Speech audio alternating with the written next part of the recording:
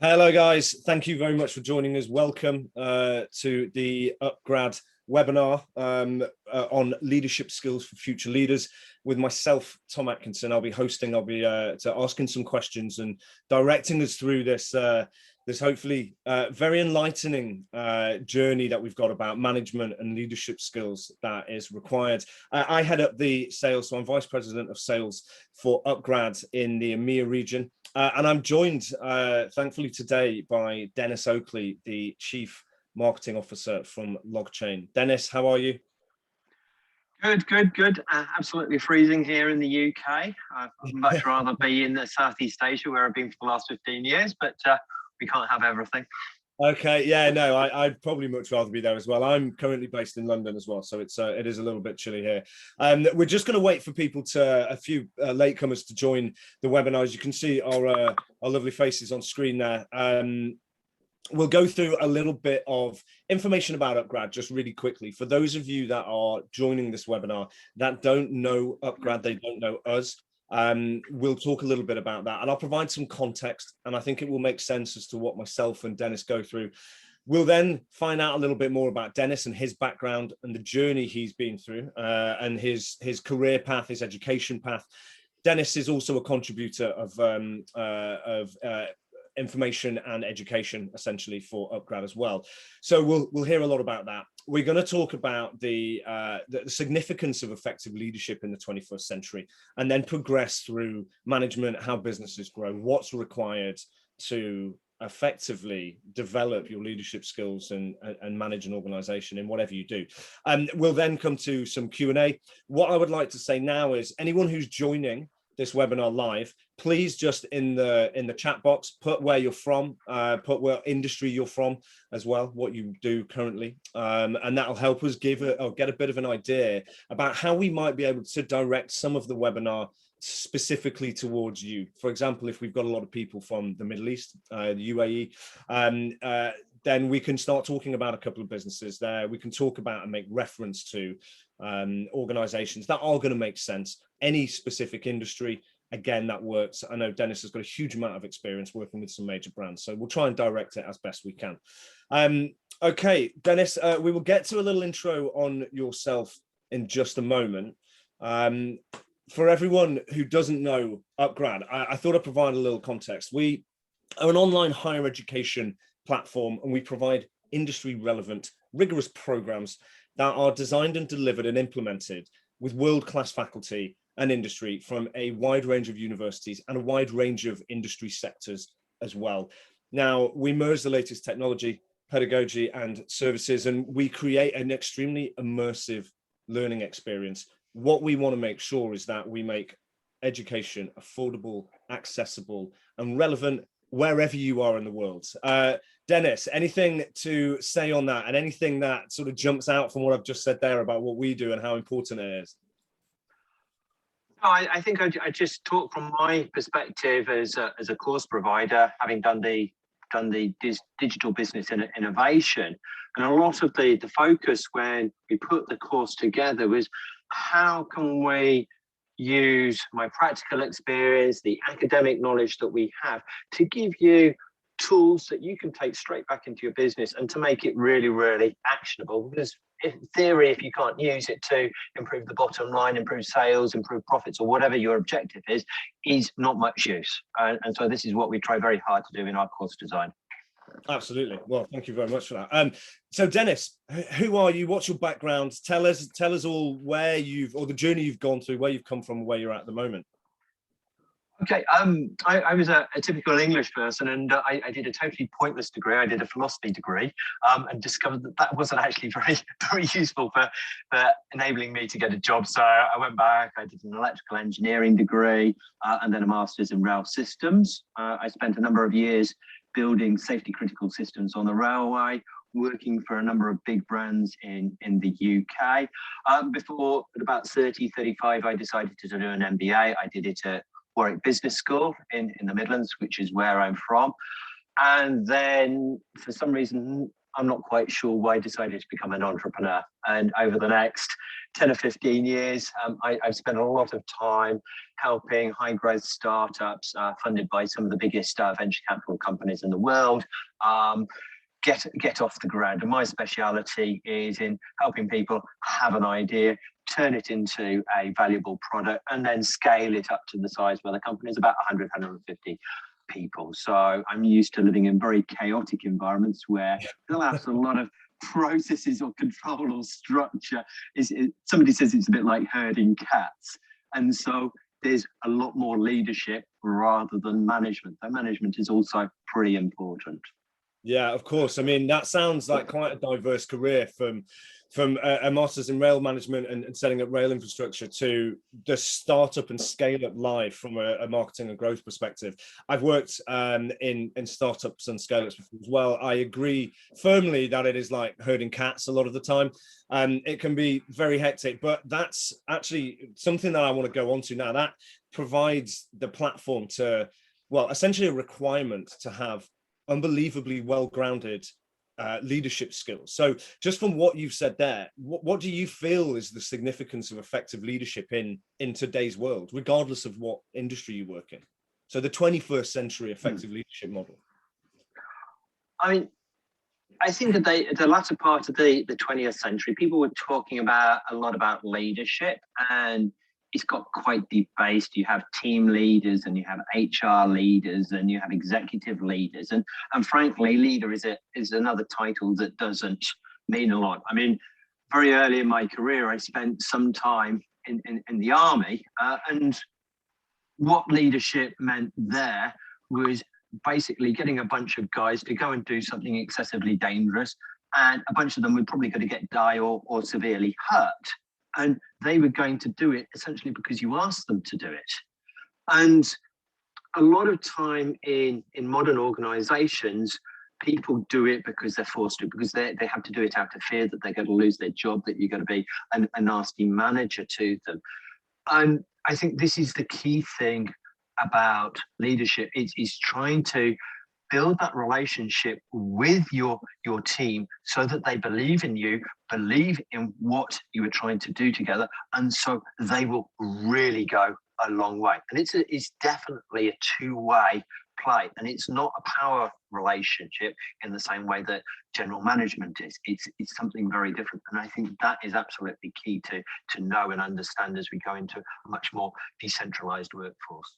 Absolutely. So from what you've said there, I'd imagine having an understanding from a senior management perspective of every moving part from whether it's marketing, finance, strategy, ops of an organization is going to massively help in terms of your leadership abilities, because that, I guess, will help you align and understand with what various verticals and stakeholders in your business are actually operating with.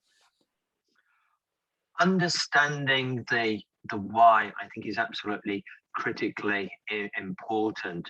I mean, if you just tell people, and I've seen this a lot with millennials and Gen Z, that if you tell them go and do that, they will do it, but they won't be particularly compliant, they won't be particularly engaged. But if you tell them, okay, we've got to do that, and this is why, this is where it fits into the bigger picture, this is part of the vision, that makes a big difference, because they can get engaged with the purpose, with the vision, because we talk a lot more about passion nowadays. And fundamentally, I think as a manager, as a leader, it's really difficult to understand the vision and the why of your company. I mean, of course, you can parrot it and just repeat what's said, but if you do an MBA, you understand why the senior management is thinking the way it is, and can understand the logic train, and then explain that a lot better, and that makes you far more effective as a leader.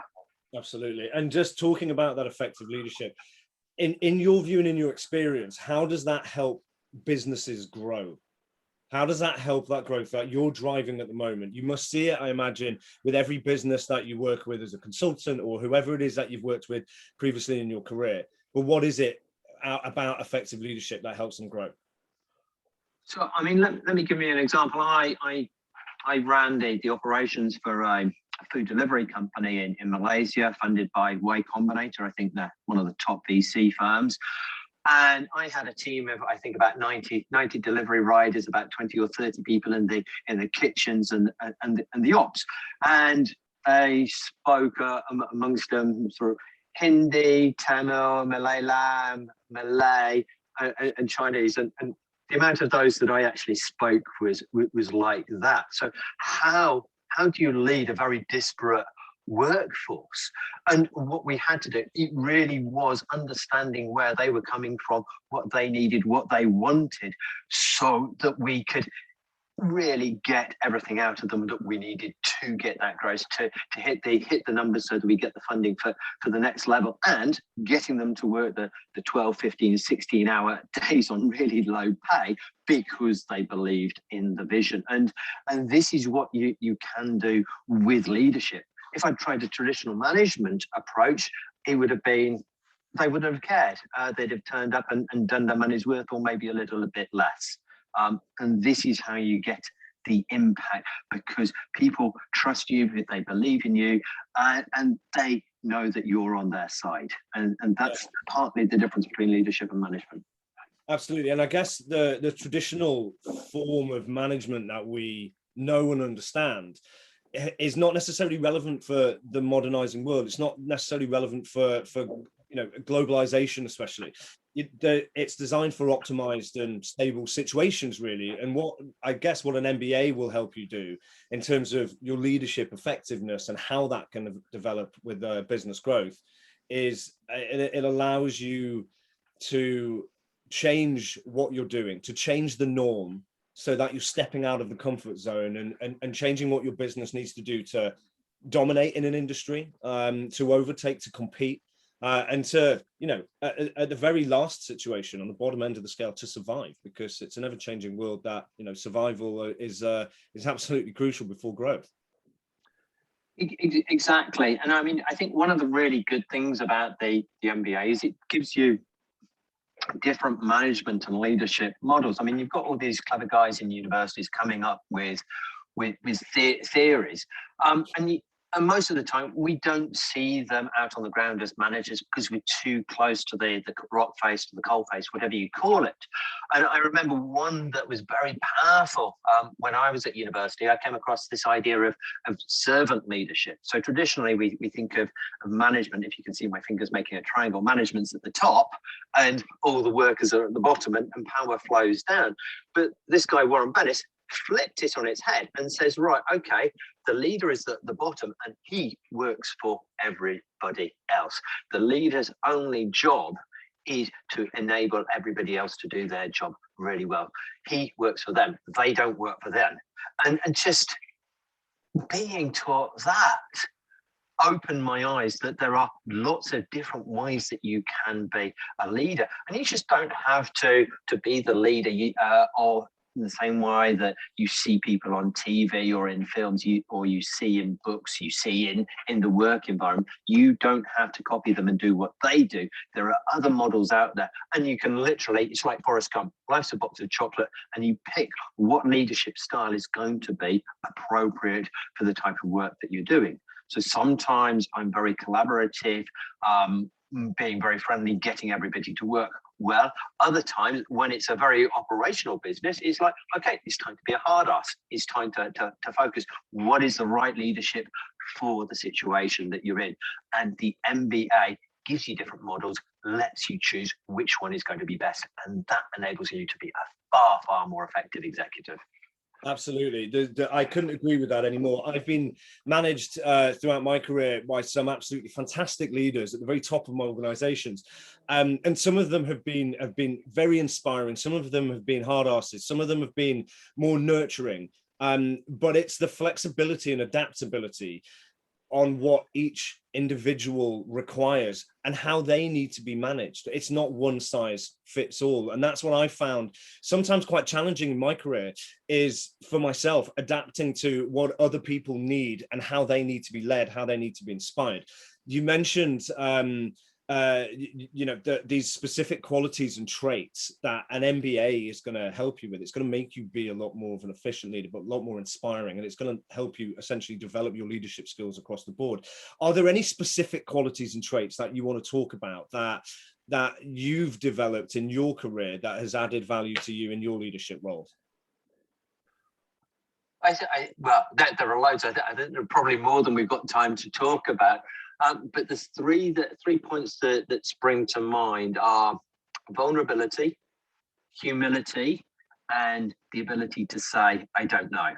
I mean, I'll start with the first one. I mean, saying, I don't know. I mean, I'm a guy, I'm a super confident guy, and I'm also a consultant a lot of the time. And so there's a temptation to think, I know everything, or I can figure it out if I need to. But that's not really what you want from a leader. You want to be able to say, I don't know how to do this. How do we do this to the team? And when you ask them and you get their ideas and you choose the best one of their ideas, you massively empower them. And that's a trick that I learned a few years ago. And it works really well because it multiplies your effectiveness, makes you seem a lot more human to people, and you get much better results. With humility, it's a similar thing, and it comes back to what Warren Bennis is talking about in servant leadership. I mean, a lot of what people absolutely hate, and you can read this all the way through from Karl Marx all the way through the management literature of the 20th century, is people don't act like arrogant and dictatorial leaders. So figuring out how to get some humility into your management style. I mean, not being like Henry Ford and sending workers in with sledgehammers to intimidate other staff members, but to really be there for them is incredibly powerful in a lot of companies. And the final thing is the vulnerability and saying, hey guys, we fucked up. Because there's always the party line. And sorry about the swearing there. I just let that one slip out. Is saying we made a mistake. We got it wrong. I'm being open and honest because there's nothing worse for many people that working in an organization. Everything's fine. Oh, we haven't got enough money. You're sacked. That just destroys trust. It destroys the whole esprit de corps, the whole team spirit. And if you can have that vulnerability and that courage and that strength to actually say things as they are, your workers, your team, everybody around you respects you. Yeah, you're going to get flack from it because it's not the comfortable thing to do, but it is one of the things that will make you a leader and make your team a lot more effective. Absolutely. And it's, again, something that I really agree with. For those of you that are live and joining this webinar live, it will be recorded and sent out to others. Can you just please put in the chat box prior to this conversation what you felt the key traits and qualities of effective leaders were, because it'd be really good to get your feedback and see what experiences you've gone through and what you valued prior to this webinar, because it will help us shed a little bit light on what people are currently valuing from different areas and different industries. I do appreciate the interaction so far. Okay, so just talking about your leadership and skipping to that and your leadership journey. You've had various roles, as you described at the very start. You started studying philosophy. Look, in the same light, I actually studied international business from a relatively good university in the UK, and that was my bachelor's degree. However, I came out of that bachelor's degree with, a very textbook and theory-heavy education. And I think that's what is quite archaic about the current higher education system at the moment, globally, is that unless you're studying something vocational or that breeds or develops a specific skill, the business management skills, the business operation skills, the strategy skills, they have to be learned separately, and they have to be learned with implementable value and commercial value that's gained usually on the job. I've used probably 10 or 15% of my undergraduate degree, and it looks good on paper, and it's bolstered and boosted my CV and my professional profile. Your journey is different. It started with philosophy and it's gone, in a very different direction. Can you talk about your leadership journey across various roles that you've had? In many ways, I don't see myself as a leader. I see myself much more as a sole contributor, and leadership, I think, is something that is, there's a problem, and so I step up and I sort it out, and the confidence, the charisma, the desire to get things done, make sure that everything happens. And so I end up as a little bit of a reluctant leader there. And I think that's perfectly okay. Not everybody, you don't have to be an alpha male or an alpha female to say, right, I'm going to be the top of the class, the leader the whole time. And it's a trait that you can pick up and take off.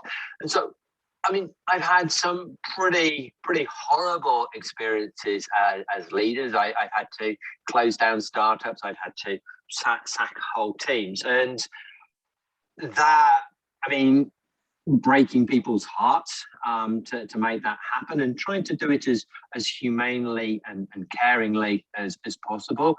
I worked for a company once where I came in to turn it around, and my wife was actually one of the directors. She was in charge of sales, and she didn't change the sales team structure. She wasn't responding to what we were agreed. So I eventually had to sack her.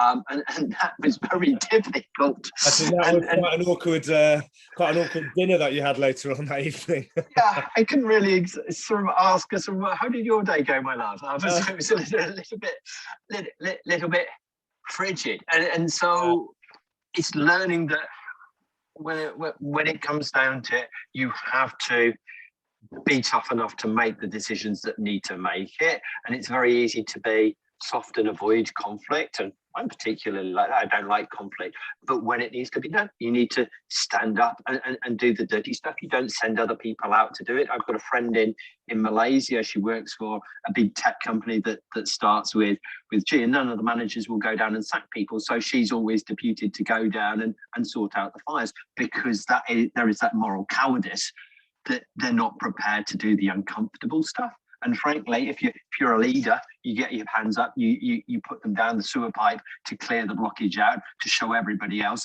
that is what's going to be done, and give them the faith that nobody is above it, and they will do it, and they do it much better. And you rarely have to do it if you do it. And this is absolutely critical, because people don't believe in you if they don't think that you believe in them. Absolutely. No, and do you know what?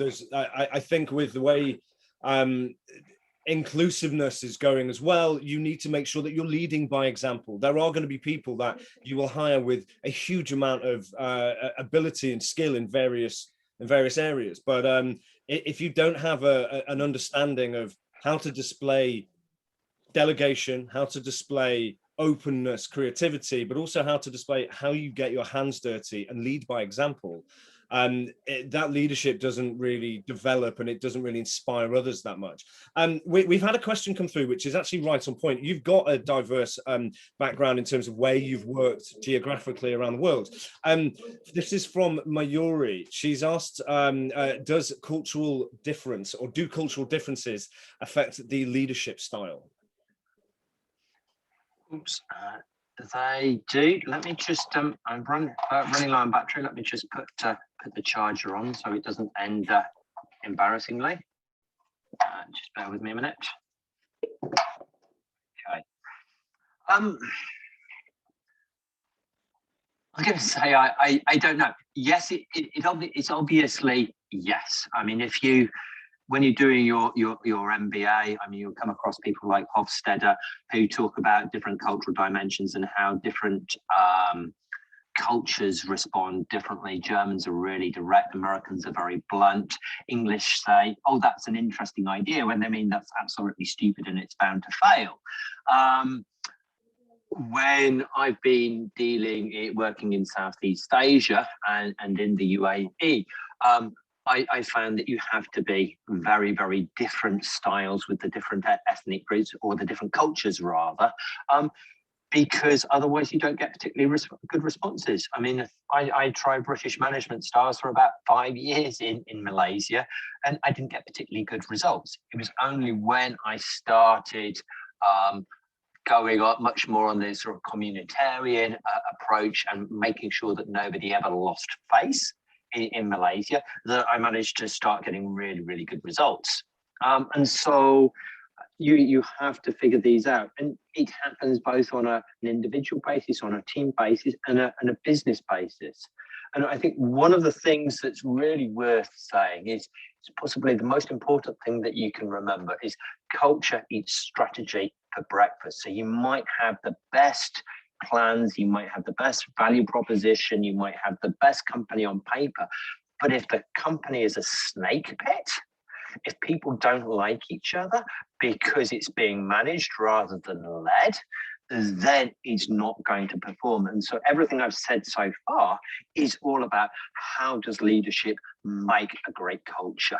Yeah, and that's not necessarily a great place to work. It means a great culture that's able to deliver amazing results. Because I work for great places to work, who've won awards, and they've been absolutely terrible.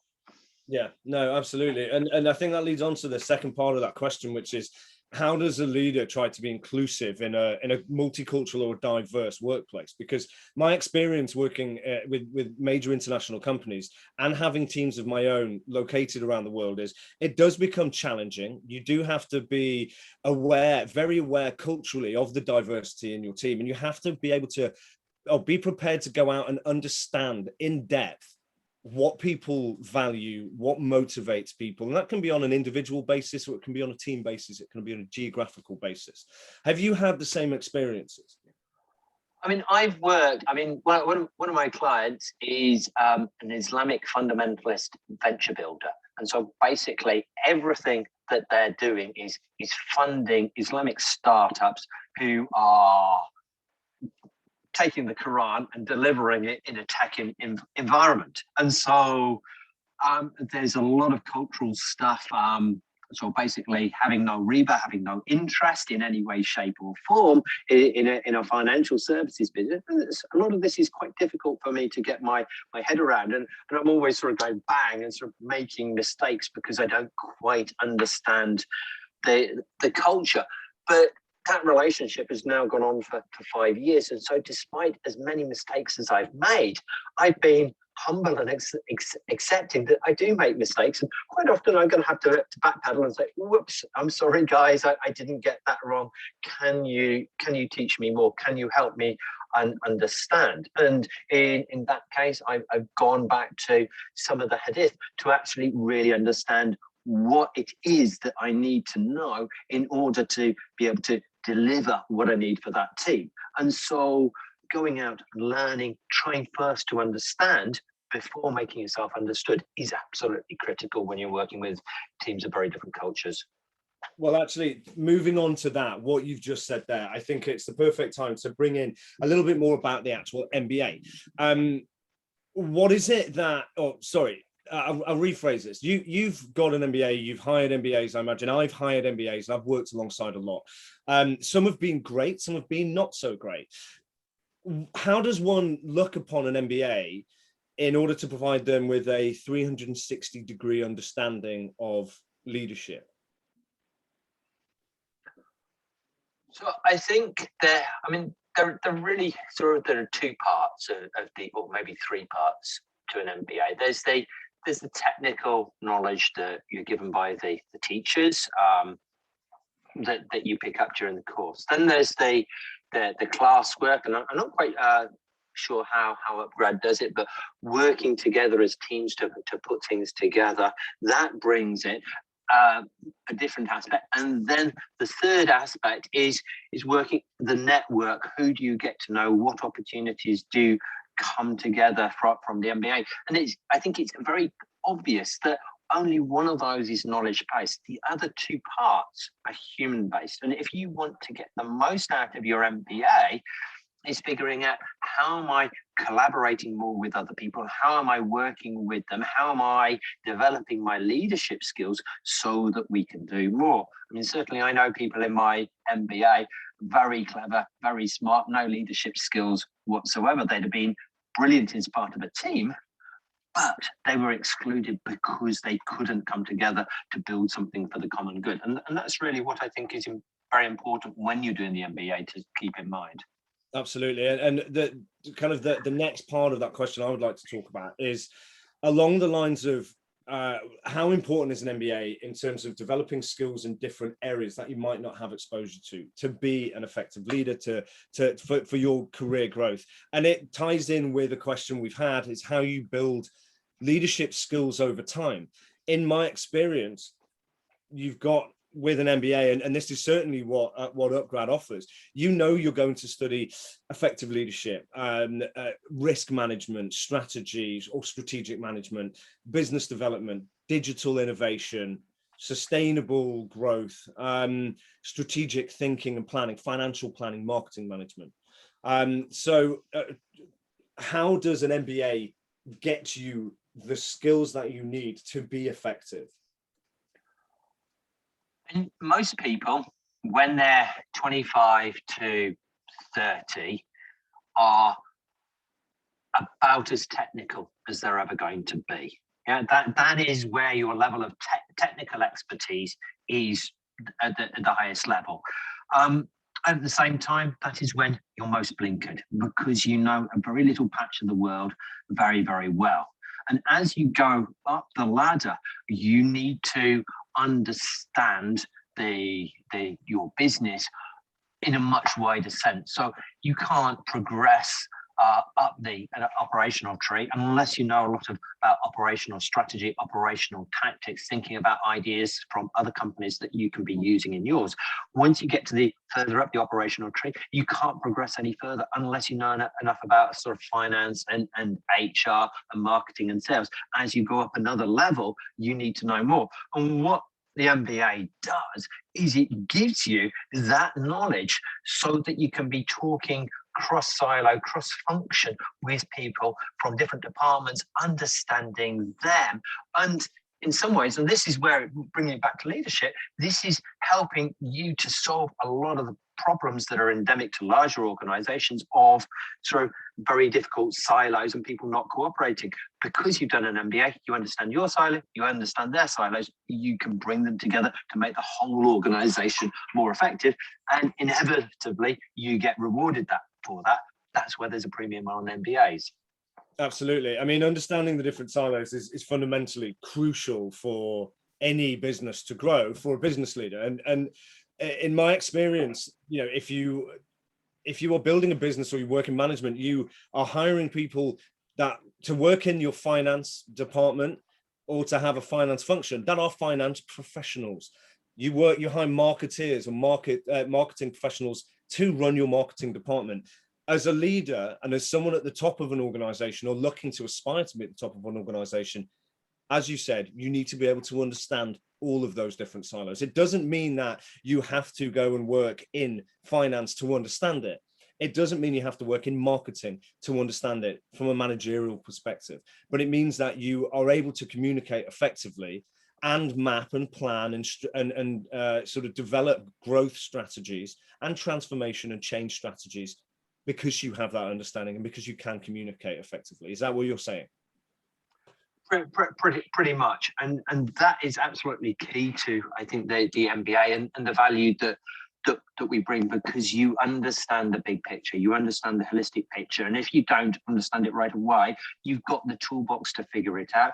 And increasingly in the modern world, when we're going into this, volatility, uncertainty, and change, where a lot of things aren't the way that they've ever been before, that the old toolbox doesn't work, you've got the mental attitude to be able to go out and figure what could work, what do you try next? And it comes back to leadership again. What risk are you willing to take? Are you going to play it safe, or have you got the courage of your convictions and your analysis, which you pick up from the MBA, to make the decisions that are important for the company and its growth? Absolutely. I mean, talking about the change and volatility that we've experienced over the last 20 months, no one would have expected that. No one could have expected businesses to have to be forced to change in the way that they have. So there's a question that's come through with the dynamics of business changing as they have in the last year. How important does it become for business leaders to carry on at the same pace and rigor despite these adversities that everyone's facing?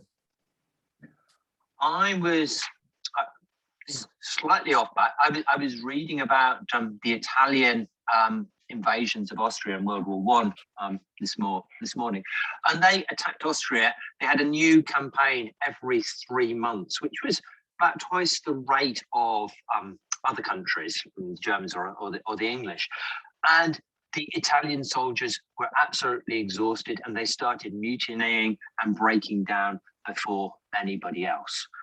And I think this is absolutely true wherever you go in the world. If you work at a really, really high pace for a long period of time, you break down, you make bad decisions, performance suffers, you have massive churn, your company turns into a bad place to work. And I've seen this in startup after startup after startup.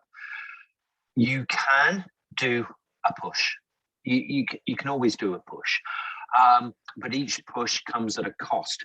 And I think it's like Newton says, for every action, there's got to be an equal and opposite reaction. Yeah. So if you're going to do a push, you've got to design in some time for rest and recuperation. If you don't do that, you're not a leader, you're a slave driver, and you're destroying part of the culture of your organization. Now, if you want to do a push, after the push, if you've had success, you're going to want to push harder, because you've had success and follow it up. If you've failed, then you're going to want to push harder again because you haven't got to where you needed to be. And so there's going to be always a temptation to push.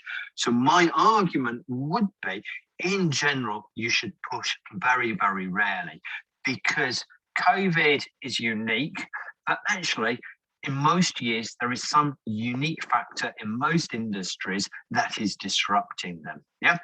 And it doesn't matter. So every year, if you read Talib's Black Swan, there are always these 1 in a million year events happening every year. Yeah. So cool. if there's a manager, you're thinking, okay, COVID's special, and I've got to do something special. Successively, you're going to get messed up year after year because you don't understand enough about the environment to be able to manage your workforce effectively. You've got to have enough slack in the system so you can push when you need it, and to be able to allow people to have the downtime when they need it to get their effectiveness back. Okay, fantastic. Well, I think that gives a really good insight from someone who's clearly got a very in-depth knowledge about effective leadership, but also has gone through the motions of being an effective leader as well. And it's good to hear about the challenges that you've had, especially with the cultural differences. We have people from all over the world watching this webinar live. At Upgrad, we have students from all over the world. You know, for my region that I work in, EMEA, you know, there's a huge market for us across Europe, and it's very different in terms of what is required leadership style within organizations within the African market, which is another opportunity for us to provide people from different backgrounds to collaborate, to work together, to come together on the same education platform, studying the same classes, interacting together alongside people from the UK and the Middle East across all industry sectors. And that's something I want to transition into talking a little bit more about now, is in terms of practicality, what are your experiences with your MBA, and how valuable do you feel the practical, implementable commercial skills are that you can gain from an MBA, if that MBA allows you to develop them? I couldn't do what I do, whether that's as a consultant or whether it's the chief marketing officer at LogChain, without what I learned in the MBA. I read a vast amount. I probably read a non-fiction book every couple of days. I read as many academic papers as I need to be able to solve jobs for problems for my clients and for my company. But without the framework of the MBA, those are all kind of factoids floating in space. And the MBA gave me the structure to absorb vast amounts of information and knowledge, turn it into a coherent whole, to then use that to create strategies that we can then implement on a team or a company level. That's what the MBA has done for me. It's given me a knowledge framework. So some parts of it, I'm not sure. No, I think I've used every part of it at some point over the years. Maybe that's partly because I've done a lot of diverse jobs, but at the same time, the MBA has enabled me to do all those diverse jobs, to sit down and say, right, okay, this is the problem. What do I need to know? Ask the right questions, get the data, do fairly swift analysis of it, and to pull out from the case studies that I've had a bunch of solutions that are probably going to work, that I don't have to think about too much because somebody else has already done most of the thinking, and I try them out, and if they're not working, I pull another one out. Yes, and then we're able to get results faster. So it enables you to shortcut a lot of the failures that you're going to have if you try and figure stuff out for yourself. That really, really wise words. Thank you very much. It's helping me just learning from you here. And I've been in leadership roles for the last 10 years, but I think everyone, just on my personal, everyone can be more effective. There is no limit to the effectiveness of yourself as a leader. If you currently work in a management position, you know, ideally the only step career-wise is up for most people. That requires additional levels of understanding, and I think an MBA is certainly going to get you there. Your experiences, thank you for sharing those, have highlighted to me the value that you personally have obtained, but also the diversity that it actually allows for anyone studying an MBA. Look, just finally on that, before we talk a little bit about the programs that we have available, what is the sort of final thought that you would like to give to the next generation? By next generation, I mean people who are just setting their foot in industry, stepping into management and considering an MBA program. I'd say it's a really good idea. I mean, I do quite a lot of strategy and thinking about the future, and automation in all its different forms is going to change the world of work massively over the next 20 or 30 years. So essentially, an awful lot of middle-class roles as we now see them, I don't think are going to exist in 20, 25 years' time. That means that there aren't going to be the big companies to work for. So an awful lot of people of you are probably going to end up as consultants or business owners in your middle age. And so, being very blunt about it, an MBA is an incredibly useful hedge for later on in your career if you need to shift and pivot and do something very different. If you've been in the mothership of a big company for a long time, you're not going to have those skills, and it's going to be difficult to survive if your industry gets disrupted and your company wiped out. And this is what we are seeing in industry after industry. Nobody's safe. Nothing is going to last for a long time. And so an MBA is a really good way of being able to make the jump to another industry, or being able to do your own thing if you need to or want to at a later point. Fantastic. And just a final word from me on that point as well. There's a lot of MBA candidates, MBA graduates that I interview, and a lot of them have great potential, but from an academic context and a theoretic standpoint, and they're kind of walking textbooks. And I think what you're looking at doing is having that and developing that implementable commercial value. An MBA is certainly going to help you get there, but choosing the right one certainly helps as well. Denis, thank you very much for your input and your thoughts around leadership and MBAs. I'm just going to share my screen. I'm going to just talk a little bit about what we actually do at Upgrad in terms of delivering MBAs and the value that we feel we can add. The education industry is, as we know, relatively archaic, and what we want to do is make education accessible, affordable, and relevant. And as a business, that's the overall ambition and goal and the core mission for Upgrad. Now, we've revolutionized the delivery and teaching of education to solve some problems in what I've said was quite an archaic higher education system. What actually exists is, and I've mentioned it a couple of times, is you have a lot of people that come out of MBAs or any master's, postgraduate, or even bachelor's degree programs with a huge amount of theoretic and academic conceptual knowledge, but not necessarily the understanding of how to implement what they've learned. And I've personally worked alongside a number of these people. I've hired some, and some have progressed relatively well in terms of adding commercial value. A hell of a lot, though, they're not in a position to deliver too much because they spend 6 to 12 months understanding how to contextualize what they've learned from an academic concept and theoretic concept to delivering practical value. Well, we know that, so it's not their fault, it's the way they've been taught. What Upgrad has done in the delivery and design and implementation of all of our courses, more prominently and more relevant, I think, is with these MBA programs that we have, is we've designed a delivery structure so that it is flexible to fit in around a full-time career. 95% of our MBA students have a full-time job, and many of those have a family. A lot of them travel and work a hell of a lot. So having flexibility is absolutely crucial. We don't want people to have to give up 1 to 2 years of their life in order to study. So we want to make sure it fits in around a full-time job. But what's really important here is we've added industry relevance, and we build and develop applicable and implementable commercial value from the very start. So it's not just theory, and it's not just textbook learning, it's not just academic concepts. Now, the academic structure is the underpinning of any postgraduate degree.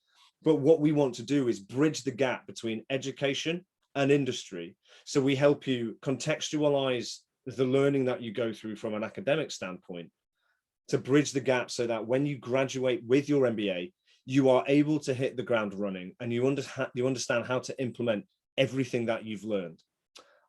Denis, do you see that as adding a lot of value and solving a bit of a problem there that exists? Oh, definitely. I remember a couple of years ago, I hired a couple of MBA candidates from my old university, and I didn't want them to do anything terribly complicated, but they spent about 3 months sort of analyzing it and trying to figure out what to do. And at the end of it, we actually hadn't improved performance whatsoever.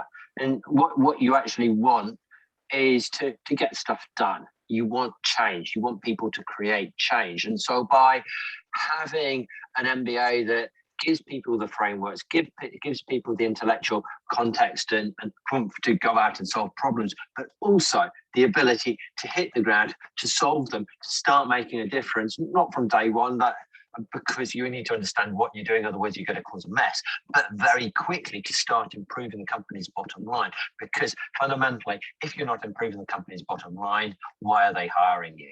So when Upgrad gets you to improve your skills so that you can make a difference very, very quickly, that's absolutely crucial to your success. Absolutely. And there are similar experiences to myself. Sometimes it does take a while to understand how to implement things, but bottom line is ultimately the most important thing for most businesses. Well, look, now we've established that, how do we go about changing that? Well, it's relatively straightforward. It's a mix of delivery and the extra added value that you only get really with Upgrad. The way it's delivered is a mix of asynchronous and synchronous learning. Now, if you don't know what that means, that's pre-recorded, self-timed, self-taught information that you can study any time of day or night, wherever you are in the world, either via a computer, an iPad or a laptop or a phone via the app. It's completely up to you, but we provide that flexibility in anytime learning. On the weekends, we have live interactive sessions, usually a couple of hours on a Saturday and a Sunday. They're not 100% compulsory, but there's a huge turnout rate for these. Now, if you're not able to make them, again, with flexibility in mind, we record them and we provide them for all of our students. But what is important here is the asynchronous, the learning you go through in your own time at your own pace during the week. The weekend sessions, you get to bounce around ideas with your peers that are studying. You get to interact with professors. They help you contextualize that theory and how to put it into practice in the real world. That is in addition to and supplemented by industry mentor support. Now, when I was going through my transition from studying into the real world, I didn't have a mentor, and it took me a long time to try and figure out what I was doing from an academic standpoint and put it into practice. Took me a long time, close to a year, and I missed opportunities because of it. I've got peers that straight away had industry mentors that were there to bridge the gap for them. And their transition and their improvement and their progression was far quicker than mine. And you see it a hell of a lot. The value of an industry mentor that you're able to interact with, ask questions with. These are people who've got 15, 20, sometimes 30 years experience in an industry relevant to what is being taught. Okay, if it's finance, they understand strategic financial planning. They understand in-depth accounting models. They want to be able to help provide that transition from the academic to the commercial value that is a bridge which isn't usually or a gap which isn't usually bridged with most institutions. I hope that makes sense. And if there's any questions around that, please let me know. A little more about Upgrad, just to swiftly go through this. We've been going for 6 years, and we have the conviction that in an ever-changing industry, professionals need to continually upskill. We are a lifelong learning partner for many, many people.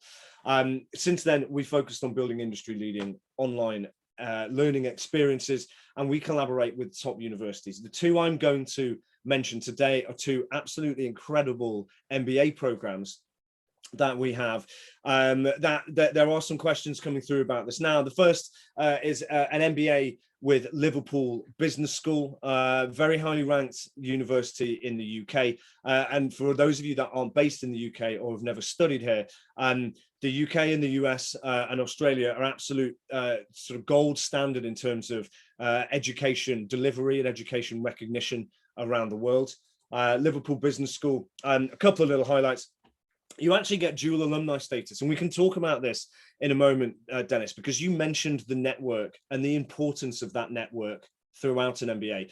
With this program, you become an alumni of Liverpool Business School, IMT Ghaziabad, and what's not mentioned there is actually Upgrad.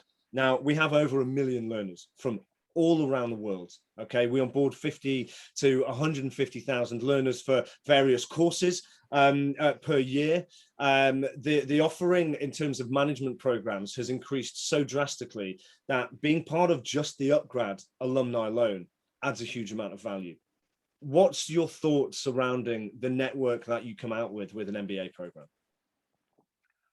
It's absolutely brilliant. I mean, I've just moved back to the UK after 15 years abroad, and I'm sitting on LinkedIn. First of all, I'm sort of looking for people who did the MBA at the same time as me and sort of reconnecting with the 100 or 200 people there.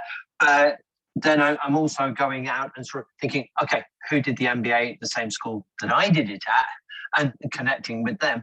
And because we've got that common background, because MBA people tend to have interesting jobs at interesting companies, doing interesting things that I want to do, then it just opens lots and lots of doors. And there's so much evidence that, I mean, most of the good jobs that you don't get by sitting down and applying on a job hunter site or applying for a job. You get it because somebody tells you about it and you have a nice chat and then you get a job offer. That's where the really good jobs come from.